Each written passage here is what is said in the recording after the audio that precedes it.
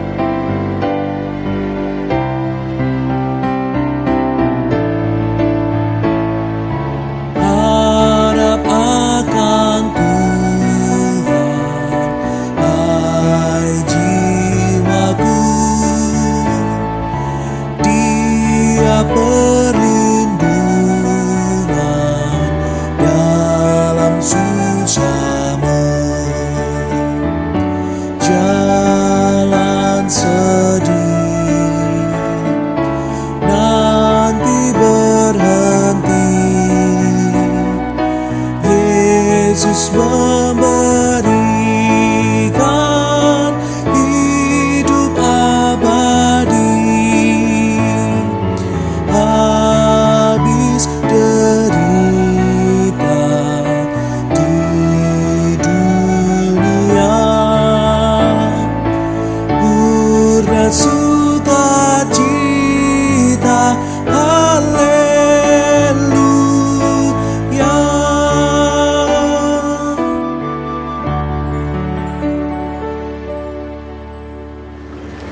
Mari kita satu dalam doa. Kita berdoa. Tuhan, terima kasih untuk kebaikan Tuhan. Kami boleh bangun pada pagi hari ini, dan kami boleh diperkenankan Tuhan untuk memuliakan Tuhan di dalam hari ini.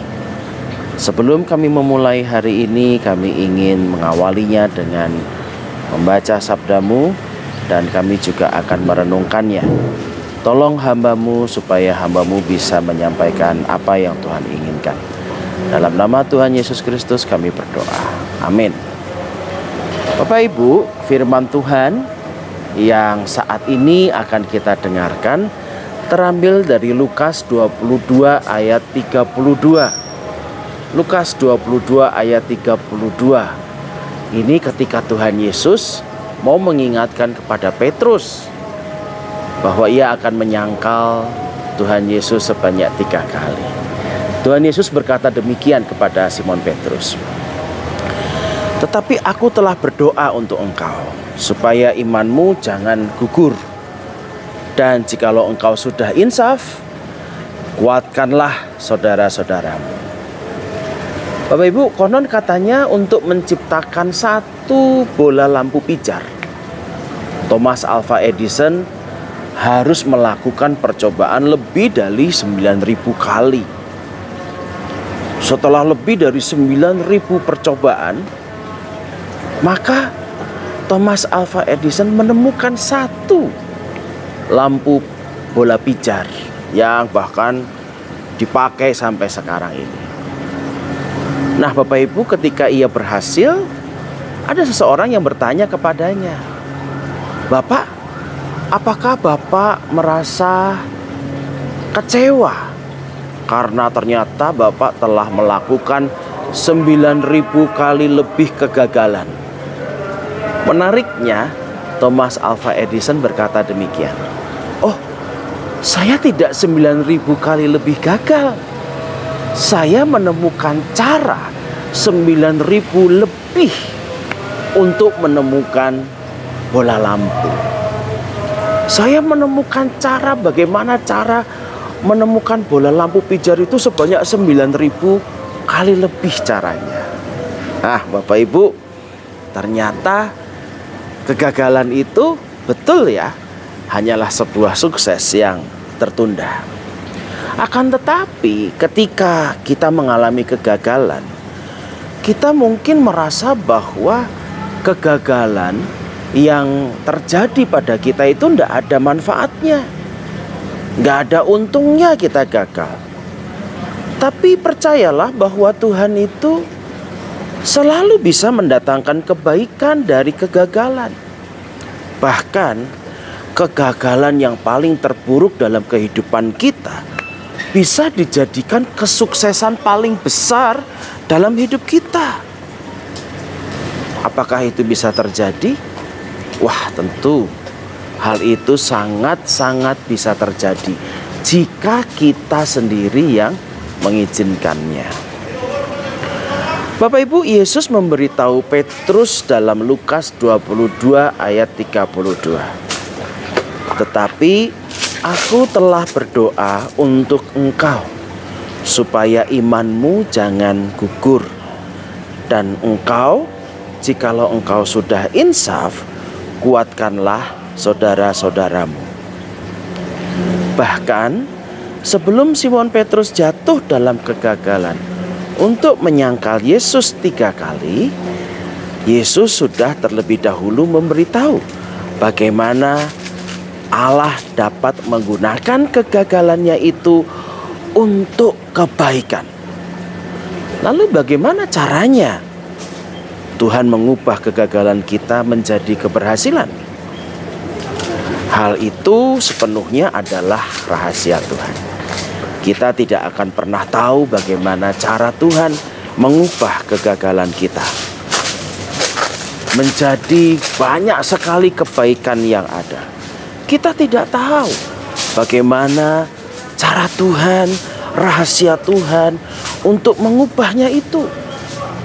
Karena kita tidak dapat yang namanya mendalami atau mengerti cara Tuhan. Bukankah cara Tuhan itu sangat misteri bagi kita? Kita hanya dapat mengerti apa yang harus kita lakukan. Biarlah cara Tuhan itu menjadi bagian Tuhan, dan kita melakukan bagian kita sendiri. Apa itu bagian kita?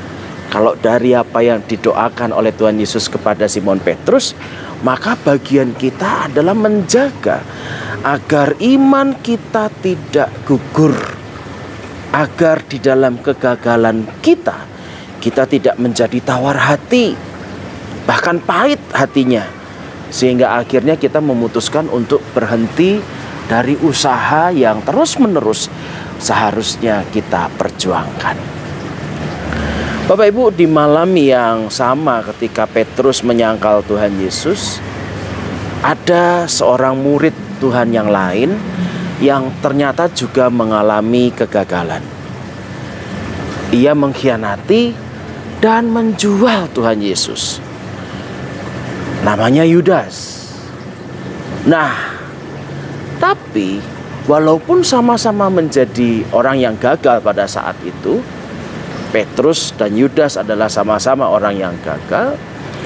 Yudas agak sedikit berbeda seperti Petrus. Setelah mengalami kegagalannya, ia memilih untuk menghancurkan hidupnya sendiri dengan cara untuk menggantung diri. Dia merasa bahwa ketika dia gagal, sudah tidak akan ada lagi hari depannya. Gagal, sudah tidak ada lagi pengharapannya. Ya sudah, lebih baik saya menggantung diri. Berbeda dengan Petrus. Petrus malah justru bangkit dari kegagalannya. Dia menjadi seorang guru dan bahkan dia menjadi seorang pemimpin gereja Tuhan. Bapak Ibu yang dikasihi Tuhan, semua orang pasti pernah gagal. Bapak Ibu pernah gagal. Saya pernah gagal. Entah itu pernah gagal di dalam pekerjaan. Mungkin juga pernah gagal di dalam rumah tangga. Atau mungkin pernah gagal ketika menempuh sekolah atau menempuh cita-cita yang ada, mewujudkan cita-cita yang ada. Kita semua pernahlah, pasti pernah mengalami kegagalan. Akan tetapi, apa yang akan kita perbuat setelah kita mengalami kegagalan itu? Nah, itu adalah diri kita sendiri yang menentukannya. Bapak Ibu ingatlah bahwa Tuhan itu membangun rancangannya, Tuhan itu membangun rencananya, bahkan rancangan dan rencana yang begitu besar dari orang-orang yang gagal. Tuhan memakai orang-orang yang gagal agar melalui mereka rencana Tuhan dan karya Tuhan itu dapat terjadi dan terwujud. Apakah hanya orang-orang gagal yang dipakai oleh Tuhan? Ya, betul sekali. Hanya orang-orang gagal yang dipakai oleh Tuhan untuk mewujudkan rancangan dan rencananya. Loh, mengapa demikian? Karena pada prinsipnya kan tidak ada orang yang sempurna. Sekali lagi, semua orang sesungguhnya adalah orang yang gagal. Orang yang pernah gagal. Akan tetapi, mau apa kita dari kegagalan kita? Apakah kita tidak putus asa? Apakah kita tetap terus menjaga iman kita? Atau kita justru malah menjadi Yudas yang hancur dan menghancurkan hidupnya? Itu semua betul-betul ada dalam pilihan kita. Amin. Mari kita berdoa. Tuhan Yesus, pagi ini kami mau mengucap syukur atas izin Tuhan yang telah membuat kami melewati kegagalan-kegagalan dalam hidup kami. Ketika kami gagal, kami tahu bahwa Tuhan mengetahuinya. Tuhan tahu betapa hati kami terkoyak. Tuhan tahu betapa hati kami merasa sedih, merasa hancur. Tetapi ya Tuhan, kami percaya bahwa Tuhan yang ajaib itu adalah Tuhan yang pasti terus-menerus memberikan kepada kami kesempatan. Tuhan, tolonglah kami. Melalui Roh-Mu yang kudus, kami dimampukan untuk belajar dari kegagalan kami dan bangkit dari kegagalan kami.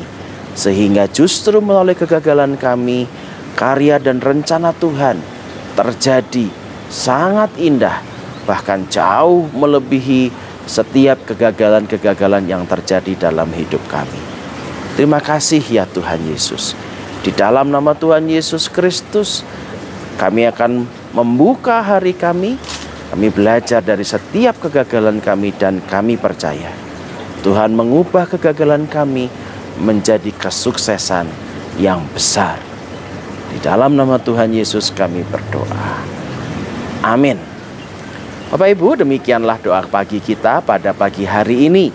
Bapak Ibu bisa mengikuti doa pagi rekaman yang disiarkan dari YouTube channel GKI Gatot Subroto Purwokerto setiap hari Selasa dan Kamis dimulai dari jam 5 pagi.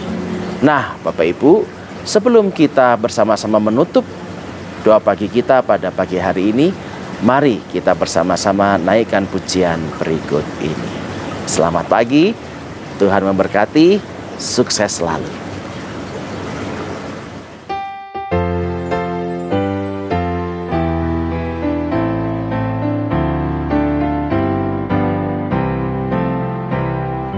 Ikuti Kau saja Tuhan, jalan damai bagiku. Aku selamat dan sentosa hanya oleh darah-Mu. Aku ingin ikuti Kau dan mengabdi padamu. Dalam Dikau juru selamat, ku bahagia penuh.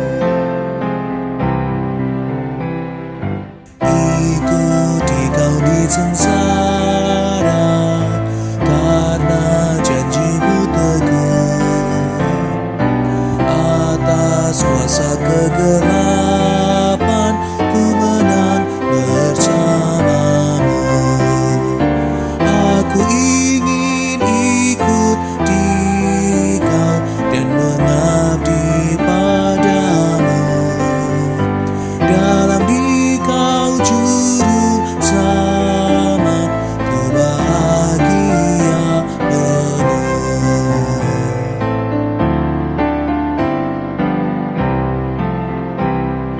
Ikut dan menyangkal diri, aku buang yang fana. Hanya turut kehendak-Mu dan padamu berserah.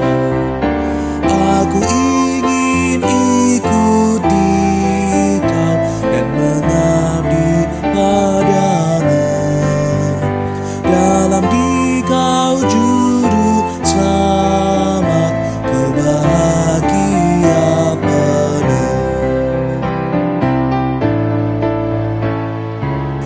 Ikut dalam kesucian, lahir batin yang bersih. Aku rindu mengikuti suri yang Engkau beri.